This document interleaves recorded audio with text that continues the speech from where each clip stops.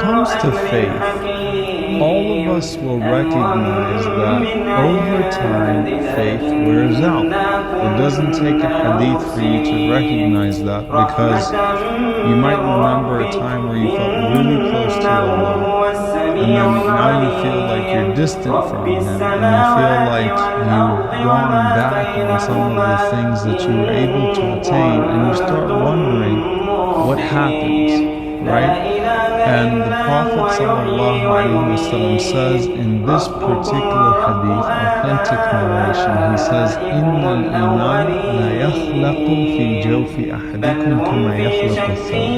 He said that faith wears out in your hearts the way that your garments would wear out. Now think about this. If you throw your garment into the washing machine over and over and over again, it starts to lose its color, right? You bought it new, and even if you're taking care of that garment, it starts to lose its color just by the amount of washing that it goes through.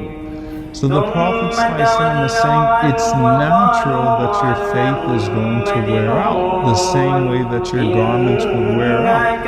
And here's the thing about your iman. It may be one color, or it may be that it was strong because of a particular incident that happened to you in life, or some sort of occurrence, or something that really touched you at that particular moment. And maybe what's going to renew it is something entirely different, because Allah subhanahu wa ta'ala has opened many doors for us to be reminded of Him and to have our faith renewed.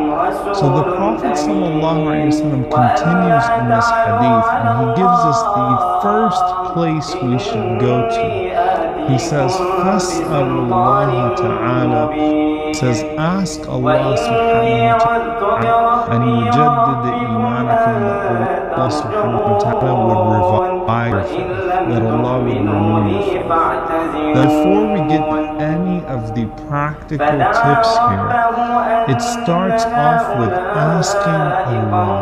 Ask God, the one who enables your hearts, the one who puts faith in you, the one who responds to you. Ask Him to renew your faith, and that should be frequent in your du'as to Allah subhanahu wa ta'ala, in your supplications.